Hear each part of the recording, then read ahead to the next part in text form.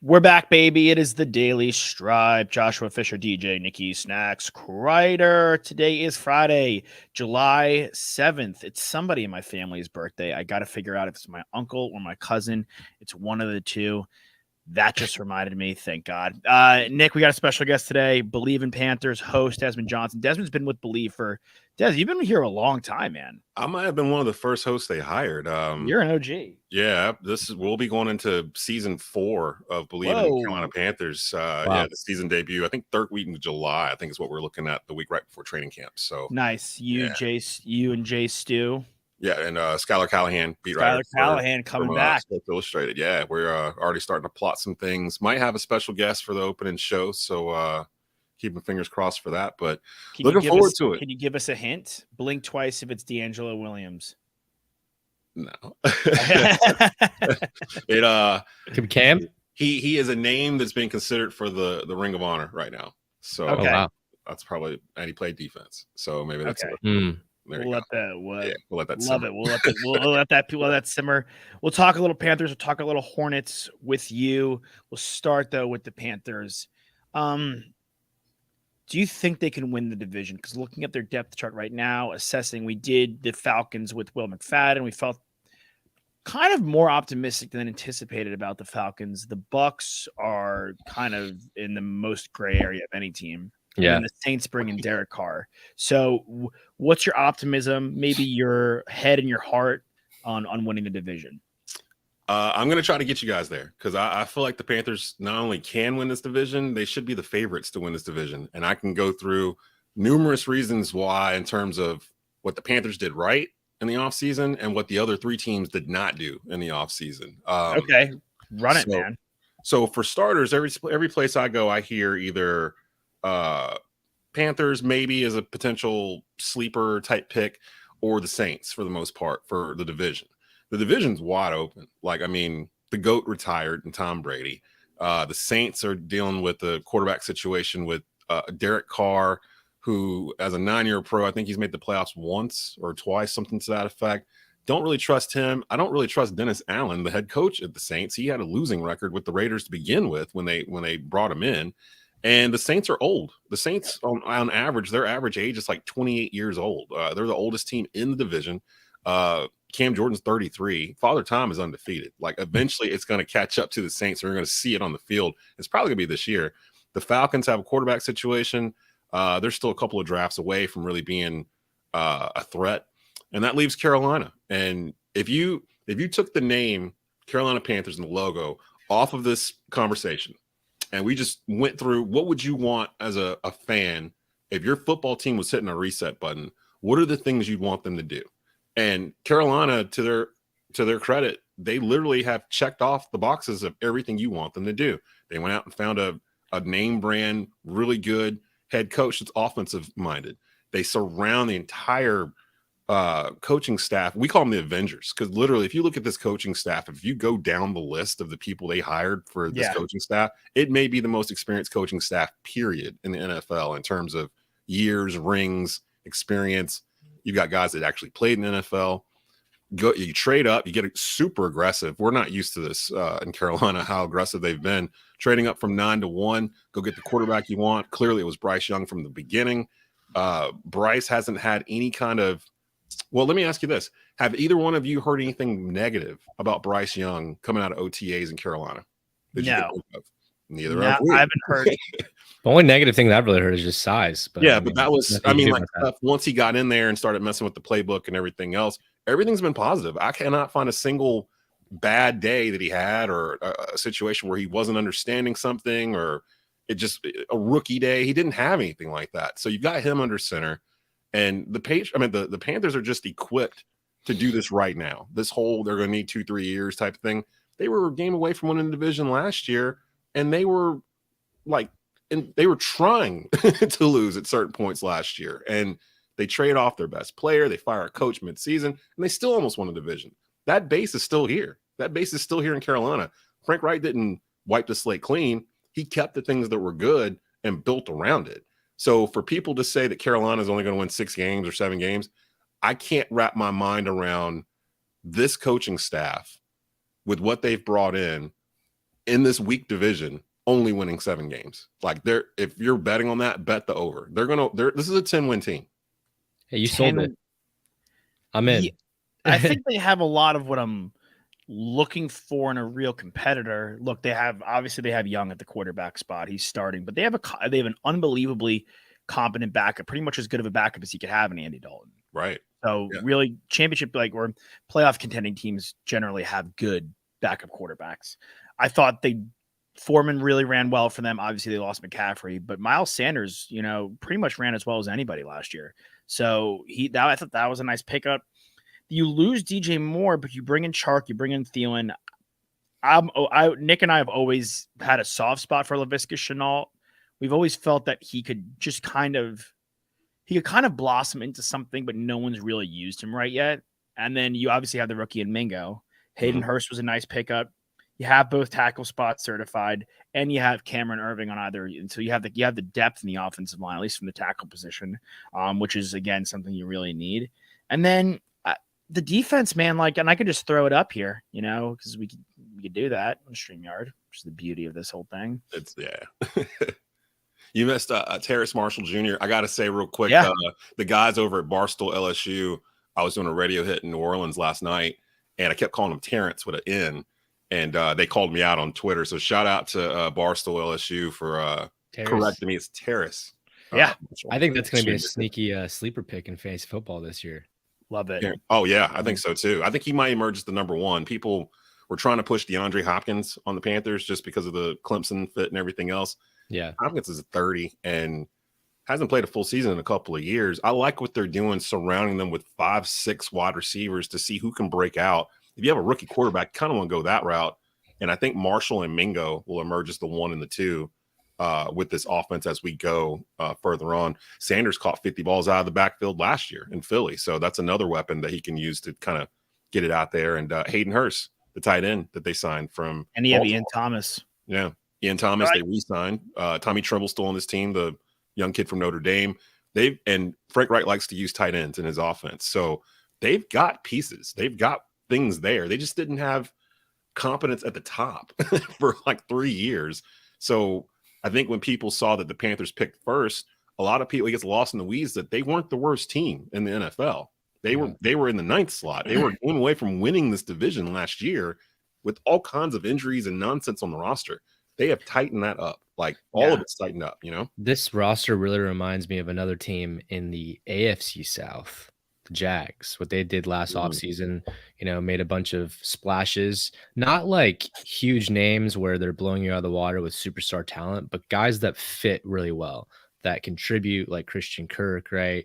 Or Evan Ingram, guys like that. And that's what I'm seeing, with Hayden Hurst and Ian Thomas here, and Shenault. I mean, obviously Shenault was added prior to that, but this roster just kind of seems like guys that you've heard of that make impacts on their former teams that have a chance to actually flourish here now.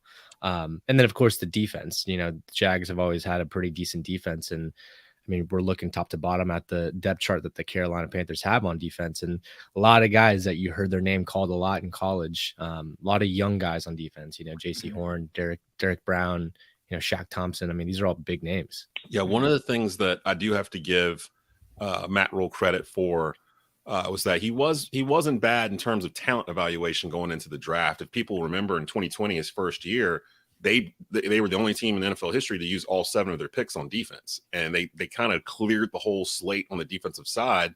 And in 2021, the Panthers finished 2nd overall in total yards allowed in defense. So that they have the pieces there. Last year, they slipped a little bit, especially those first 6 games of the year, kind of slanted the stats. They finished 22nd overall, 22nd in pass defense, but they dealt with a lot of injuries and a lot of shuffling around. That's going to happen when you lose a coach after week 6, after getting curb stomped at home by San Francisco. That's probably going to occur. But the Panthers, they started turning the ship around. They started doing more ball control. It's funny to me, a lot of people go straight to they don't have Christian McCaffrey anymore. They weren't really winning that much with Christian McCaffrey, to be honest. Like the 4+ years he was here, I think they had 1 winning season while he was here. The other 2 seasons he was injured, so he wasn't really available very often. And the Panthers ended up running for more yards per game after they traded him off. They averaged around 165 yards on the ground in the remaining 12 games after McCaffrey had been traded away. So it's not about having Christian McCaffrey or not having him, or having DJ Moore or not having him. The people have to kind of look at this as that this is not the same Carolina Panthers team that you know of. This isn't the Ron Rivera, Cam Newton era. This isn't the stuff from the past. This isn't even the Matt Rule. Like, his fingerprints aren't on this team anymore. They've completely washed that away. This is a brand new team. And I think people look at the Panthers and look at their past and go, they're not going to win the division. Like, it's just easy to say it. But again, if you take the name off and the logo and you go through the checks of the boxes of everything they've done this offseason, they've done literally everything you would want them to do to build a competent, competitive team. And the team that Rule had wasn't getting blown out. They were just making mental errors in the end of games and losing games over and over and over. That's just coaching. The talent was there. Talent's still there. I'd venture that they have the most talented defense, or no, the most talented roster in the NFC South today, as it stands right now. There's no reason why this team should not expect to win the NFC South with the coaches they have on staff and the roster that they're looking at. What are the odds at right now for winning the division on Bet Online? Yeah. Do we know? That I don't know off the top of my head. I can get it up, Nick. Pull that.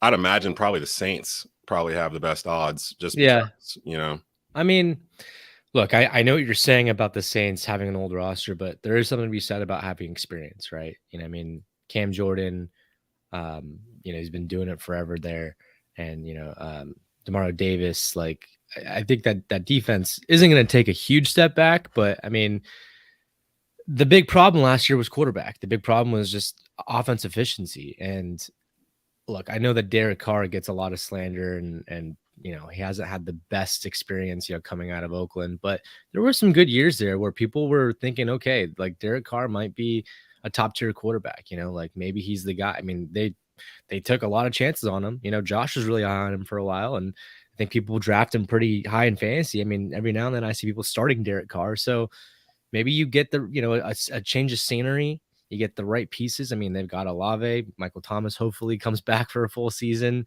There's a whole lot of maybe in what you just said with with the quarterback, Michael Thomas.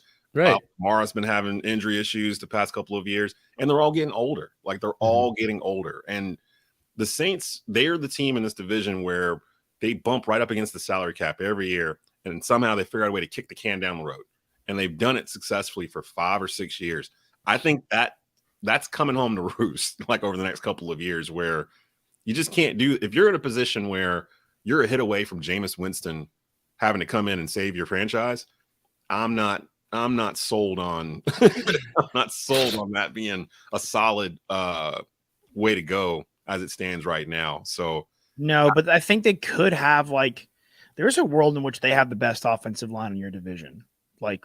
Possibly, and so that's important to me. I will say, I think maybe Alex likes Derek Carr. I'm not a Derek Carr guy. I think I'm not obsessed with Derek Carr. No, you definitely had some seasons where you're like, okay, I think he's got a shot. It was like he has a shot, but I think the past couple seasons I've been like out on. We'll have to run him back on the tape. We'll run him back. He's not the type of quarterback that you put a team on his back and he'll get you there. He's a guy where if you give him some weapons, he may give you a 4,000-yard season, or he might give you 25 interceptions. Like, he has to have things around him, and that's the thing I'm worried about with him in New Orleans, is that the things that are around him have been pretty injury prone the past couple of years. That your best ability is availability, and if Kamara and Thomas and those guys aren't out there, then what is he throwing to? Who is he handing off to? So they just have too many maybes for me. Mm-hmm. Yeah, it's.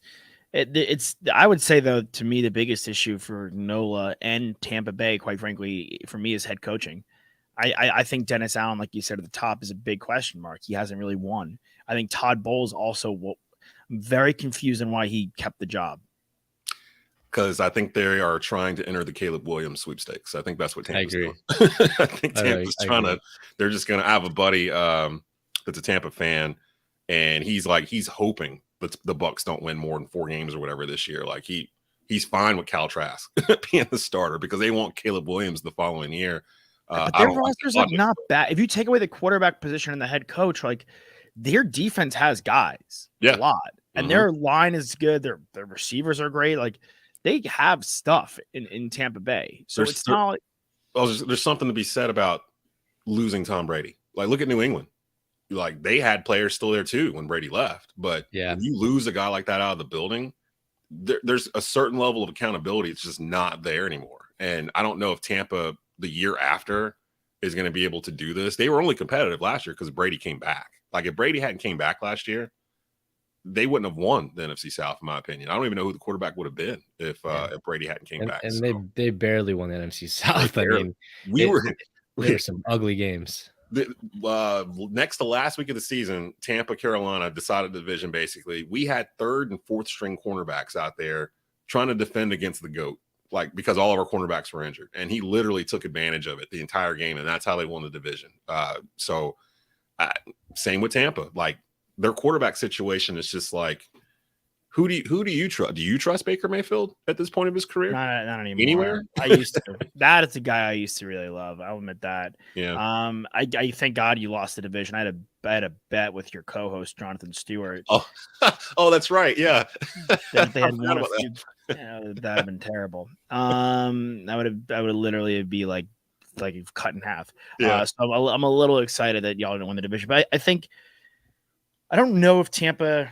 I don't know if they're going to be bad enough to win the Caleb Williams sweepstakes. Quite frankly, like I think that but I mean, Carolina wasn't bad enough last year to win the Bryce Young sweepstakes. It's happened. Yeah. Trade it's a different sweepstakes, fellas. We all know that. That's a very different sweepstakes. Well, Carolina traded up and they gave up a lot to do it. But if you're convicted in terms of that's your guy, you go up and go get him. Tampa, if you start seeing a fire sale where like they start, trading guys off midseason, kind of like what Carolina started doing at the beginning of last year, like I could see a market maybe for Mike Evans or Godwin on defense, Godwin. Yeah, they've got some stuff they can move around if they really want to hit the reset button. They're in that weird gray area where Carolina has been in it for a little bit too, where they've got enough good players where they're not going to completely bottom out, but they're not good enough to compete to win a Super Bowl. So it's, what do? You have to kind of choose to go one way or another. And they kind of did the patchwork thing by bringing Brady in. But this team, they were stretching the talent for, a couple years before Brady even got there with Jameis. They were a 500 team. So they look like they're trying to be. I mean, if Kyle Trask is your quarterback going in and you're confident saying that in April, then I don't have any reason to believe that you're going to try to win football games. So Tampa, I don't think they're going to be in the conversation. Young QBs go to die there. I've never seen them take a QB that's young and like do a good job. Steve Young, no, not there. No. Testaverde, no. Jameis, no. You could go. Who was the quarterback when they won this year? Brad Johnson. Brad Johnson, yeah. He wasn't really like Josh Freeman. Josh Freeman. Like they've tanked every young quarterback they've taken his career. So Caleb Williams will be there for 2 years and then he'll be quarterbacking somewhere. I'm probably good, honestly, is how I see it. We did this with Will. I'll be the tiebreaker. Dez and Nick. We're going to predict the Panthers record. I'm going to pull it up. If you guys think it's a win, if you think it's a win, call it a win. And if you guys are not in agreement, I will be the tiebreaker. I believe we had the Falcons at 10 wins. Really? That's wild.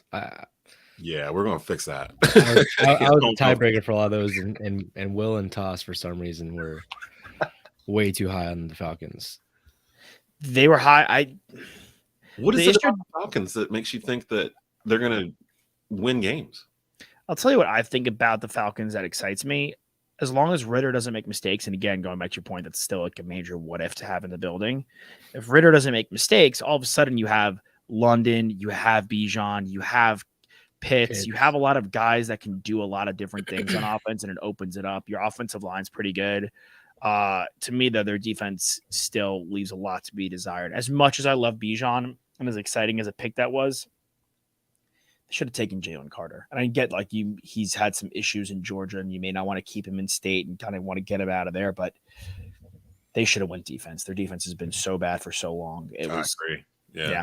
That's just how I feel. And again, we're Texas guys. We love Bijan to death. Like he's a supreme talent, but probably not. Good pick. Kind of head scratcher that they got him. Well, he was in top 10 picks, wasn't he?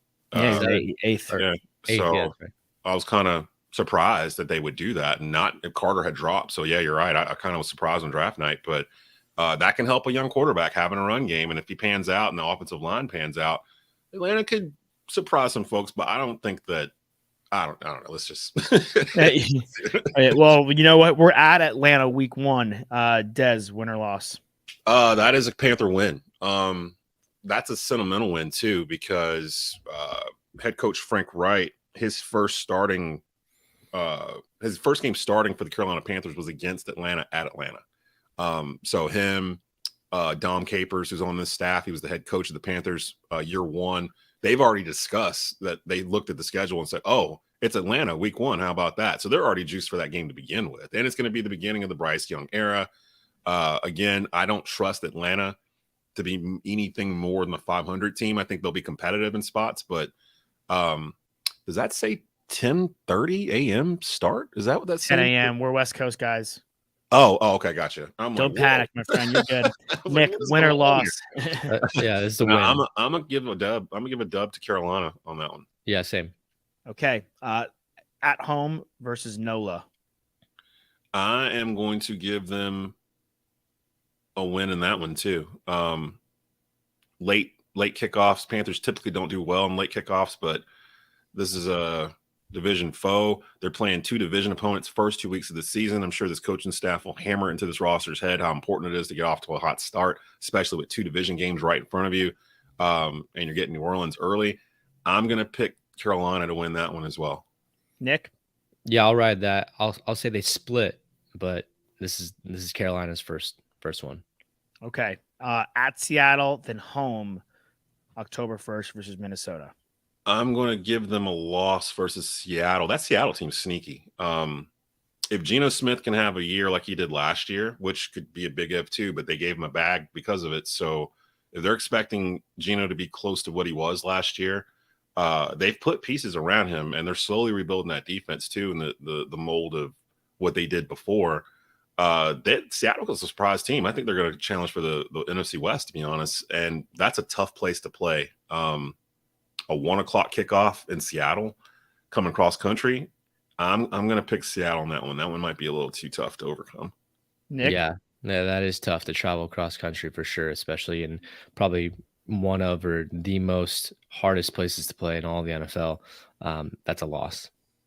Nick, take us into Minnesota. I'm giving them a win here. I think Minnesota is At home.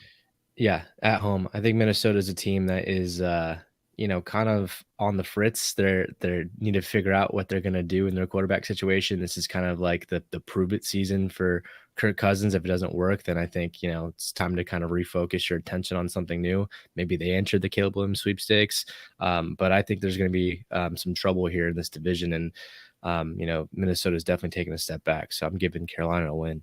Yeah, I'm same. I'm going to give Carolina the win here, mainly due to the fact that I don't know who their lead running back is going to be, with them basically letting Dalvin Cook walk. And he was a huge part of their offense over the past, 4 years. I think that might negatively affect Kirk Cousins at quarterback. I still don't understand how Kirk Cousins has made over $200 million in his NFL playing career. I like Kirk. I will say that one of Kirk's best attributes is his play action, and losing Dalvin's going to hurt that. We're on the road. Yeah, sorry. I was going to say, didn't he have a streak, Cousins? Didn't he have a streak where like he had not beaten a team that was above 500 or something for like deep into his career? Like whenever he would get to a team that was above 500, they lost that game. Or I know he always loses primetime games. Yeah, I'm I'm picking Carolina. Okay, 2 road games back to back, fellas, before the bye week where everyone wins. At Detroit, then at Miami. What are you thinking on those 2 games, Desmond? Now here's a little. This is a tricky part of the schedule because they are both road games, and I actually really like Detroit. We do too.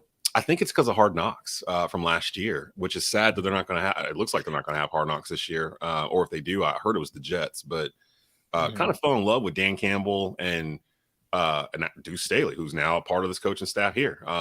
Just seeing the behind the scenes with them, and then Carolina saw Detroit last year. That was the game on I think it was Christmas Day, where it was like the only day of the year where it was like cold during the winter. It was like sub-zero temperatures in Charlotte. And you could tell Detroit did not want to be there. Like, I think Carolina won like 25-0 or something like that.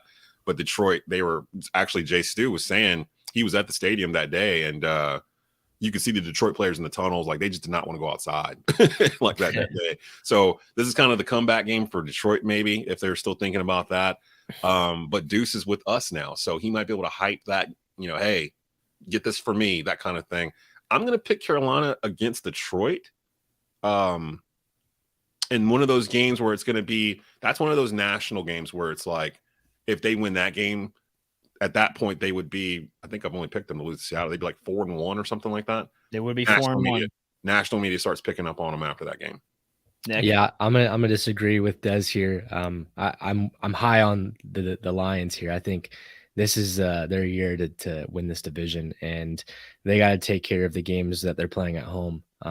This offense is pretty high powered, and I really think that they're gonna have a good battle against Carolina, but ultimately it's gonna be Detroit that comes on top. I like the Panthers. You've sold me on them, Desmond, but I'm with Nick. Put it in a bowl and light it, dude. I'm getting high on Detroit. I'm going loss here. All right, Miami fellas, talk to me. Is Tua playing? Because if he's playing, then. But I'm gonna operate under the assumption that he is playing, and I'm gonna give this a loss as well. I think this is a really good team. I think they're sneaky. They honestly were 2 injuries away, no pun intended, from probably winning the division, maybe being a sneaky dark horse team to make a run. I mean, how can you compete with Tyreek Hill and Jalen Waddle, running down the field on both sides? There's just not enough guys fast enough to cover them. Yeah. I'm a little worried about this might be the fastest team in the NFL of all time. Yeah, like ever. Just can't catch these kids. This really comes down to Miami's wide receiver core versus the secondary for Carolina, and whatever they scheme up to try to jam them. Just I don't know what they would do in terms of Tyreek Hill and everything else, and it does depend on if Tua's playing at that point. If Tua's playing, all the players are out there. It is at Miami. It's the second road game in a row for Carolina in 3rd and 4 weeks. I'm going to pick the Dolphins on that one. I'm with you guys, but yes, very good. Good analysis. Season gets a lot easier after the bye week. I will say that. Yeah. That's a first. It's honestly very tough. It's a very tough first 6 games for Bryce Young in his rookie career. Bye week 7, everyone wins. We go at home. So let's go 3 in a row right now. Home versus the Texans and the Colts. Then you go to Chicago. This is where they're going to start steamrolling a little bit, I think, if we're still healthy. At this point of the season, you're about halfway through it. Bryce is going to be pretty comfortable. We're going to kind of have an identity set in terms of what this offense is going to be doing. And I think the defense is going to be really flying around. Houston, that's a win. They're missing too much stuff. They're a couple of drafts away from getting back to being competitive. Indy, same thing. They were picking in the top 3 or 4 along with us. So I'm checking that one. That's at home as well. I'm curious in that one, who's going to be the starting quarterback for Indy come week 9. We'll see what happens with them there. And then at Chicago, check that off as well. You talk about a place where quarterbacks go to die.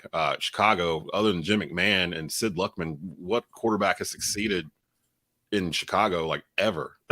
Like if you get all the way down to Rex Grossman and Cutler, like is Cutler the standard for like quarterback play in Chicago? He might be, honestly. Yeah, he might be, or like I said, Jim McMahon, and that dude was throwing like 2,000-yard seasons or whatnot. He had Walter Payton on him, so it's like Chicago's still missing a lot of stuff too. They'll get help from the picks we sent them, but not yet. So I'm picking 3-game win streak for Carolina.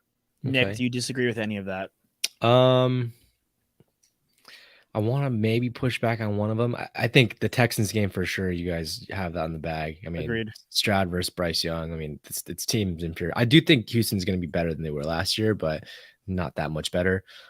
Indy, it's one of those things where you have to see who's playing quarterback, like you said. I mean, I'd love to see Anthony Richardson get a crack. But I'm going to give the Carolina Panthers a win on that one as well. Chicago, I think, is interesting. I mean, Justin Fields got utilized in a great way last year at the end of the year. Is it going to give you wins, though? That at the end of the day, it's great fantasy numbers, right? And people are excited to pick them in their fantasy drafts, but is it going to translate to wins? prime video game or video game too. I think, in prime time, guys show out a little bit more. I think it's gonna be a close game, but I will give it to the Panthers. So we'll go 3 wins as well. Wow. I was gonna tie break the Bears in favor of the Bears had you gone Chicago because I like Chicago, but I'm not utilized here. My opinion, it does not matter. 6-3 heading into week 11 versus Cowboys. Let's go 3 in a row. Let's go 4 in a row, fellas. You got to one at home versus the Cowboys. Then you have at Tennessee, at Tampa, and then at New Orleans. Nick, kick us off. All right, Dallas, man, I don't know what to make of this team, to be completely honest. This is one of those years where it's either going to be really good or they're going to be really average again. I'm thinking they're going to be good. So I'm going to give the Panthers an L here. I think with a fully healthy team, this Dallas team can contend with anybody, but they really just have to figure it out. And if we're 11 weeks in the season and they're bumped and bruised and there's a lot of questions, and maybe it's not the team that we think they are, but I think as it stands right now, this is a loss for Carolina. Tennessee, a lot of question marks. They could also be in the Caleb Williams sweepstakes. I agree. They did take what's his name from Kentucky, but they're iffy on him. They could bounce. Yeah, exactly. So Arizona Cardinals took Rosen one year and they took Kyler the next year, so you never know. But I think this is an L for Tennessee, and I think it's a win for Carolina. And then Tampa, like we said at the top of the show, they're going to be a train wreck. Another win for Carolina. And then against the Saints, I already teased it at the top, but I think they're going to split this one and they go to New Orleans and the Saints beat them. So 3-1 in 4 games. Nice. Yeah, Dallas. Or sorry, 2-2. My bad. Yeah. Dallas. For me, it depends on which Dallas defense shows up, because I think defensively they're one of the top defenses in the league, if I'm not mistaken. And that side didn't get shaken up as much as the offensive side with McCarthy taking over plays. I'm really interested to see what that means. Plus, I'm not sure who's going to be the starting running back for Dallas going into this year, because they let Zeke go, and Tony Pollard had a pretty severe injury there in that last game in the playoffs. I'm not sure if he's going to be ready for week 1. So I'm actually surprised Dalvin Cook's name hasn't popped up being attached to Dallas. It would be a perfect fit, but hadn't seen that yet. Don't be surprised if Zeke ends up there again, honestly. I was going to say they might bring Zeke back, but Zeke has been on the downhill slide for about 3 years now, so you can't really use him as a 3-down back anymore. They really is a 2-back system. There's some holes in that offense. Like, who's wide receiver 2, other side of CeeDee Lamb? Is it Brandon Cooks? See, does that make you feel yes, tingly? Actually, I'll push back on you there.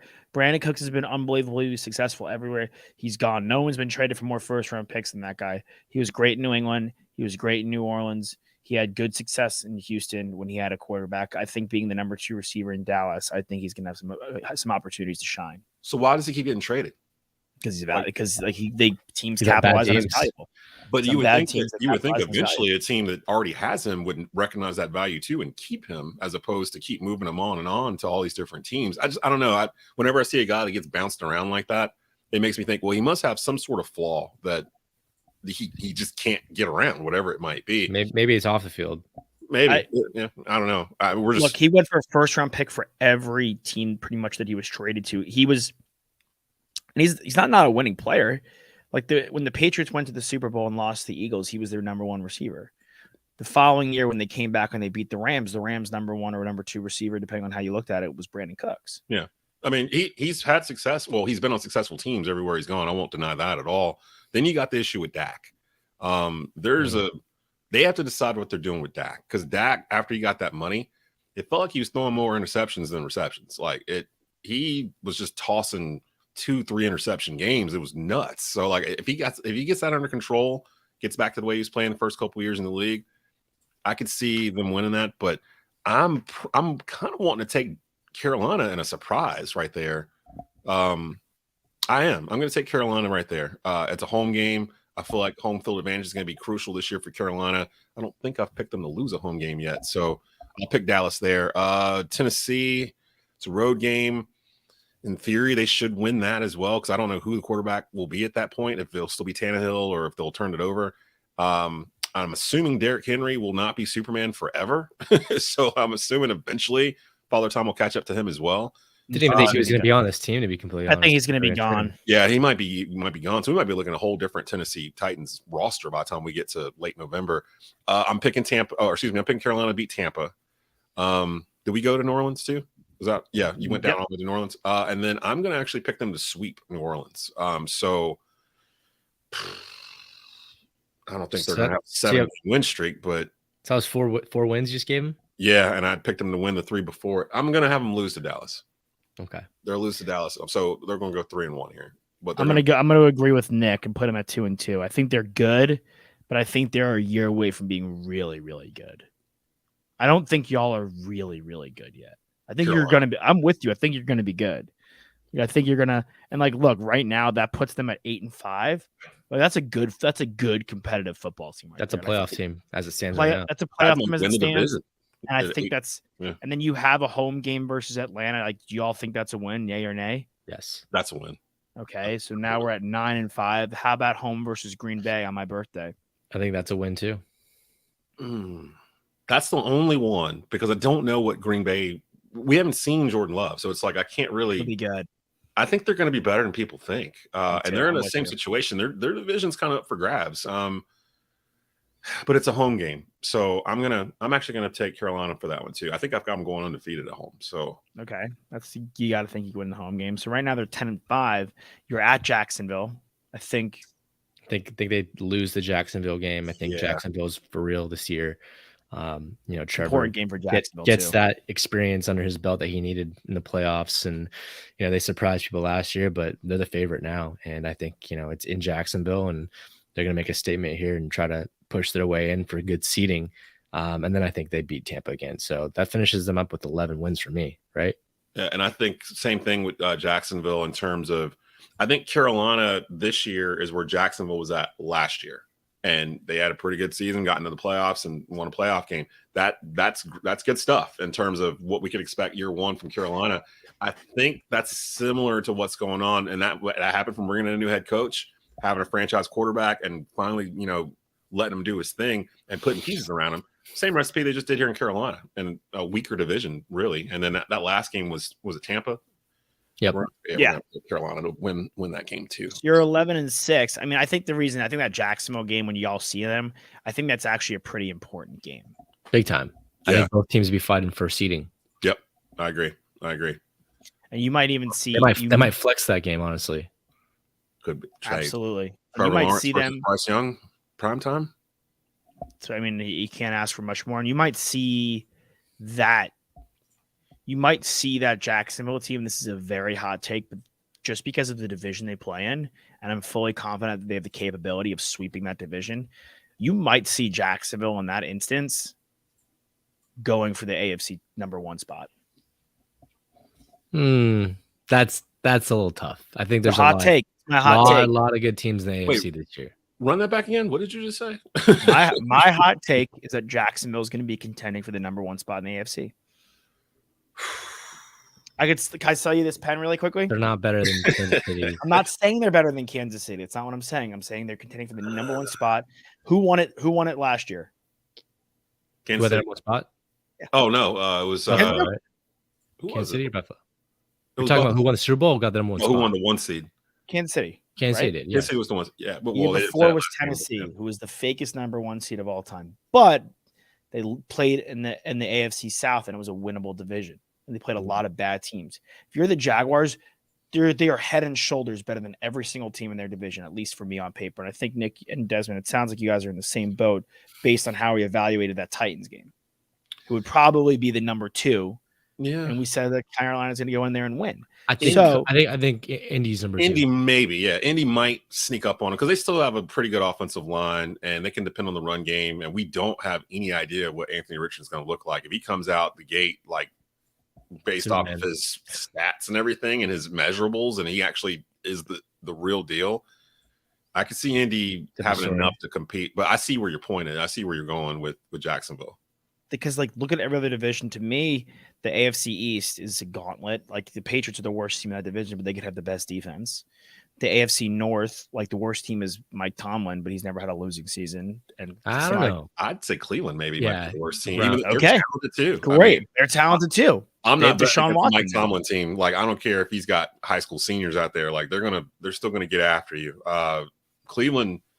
I'm curious about Deshaun Watson. Like, was that really rust last year because he hadn't played in like a year and a half or whatever?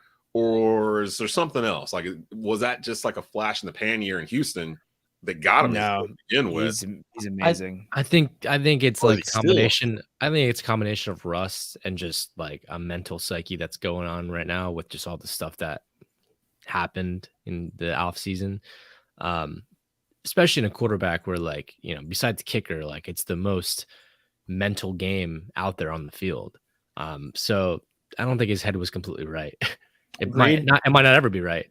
Yeah, sure. But I also think there's an instance with Deshaun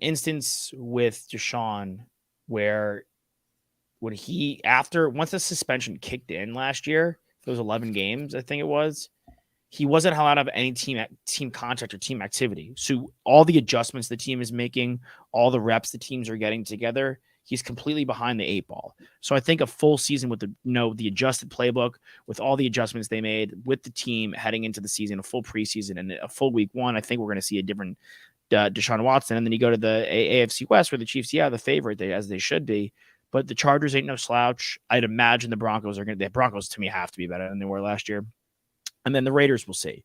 But I think that the Jaguars are in the most winnable division. So I think that's why they could sneak in and be in contention for that 1 spot.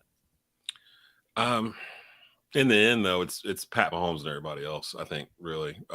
And actually, Buffalo, they're running on time. I've always said this, like my guys joke with me about it all the time. But in the NFL, for me, I feel like once you've gotten your roster to a certain point, like once you get to a conference championship game, you have like a 4-year window to kind of do this before money and age and other things start coming into play and you break up that core.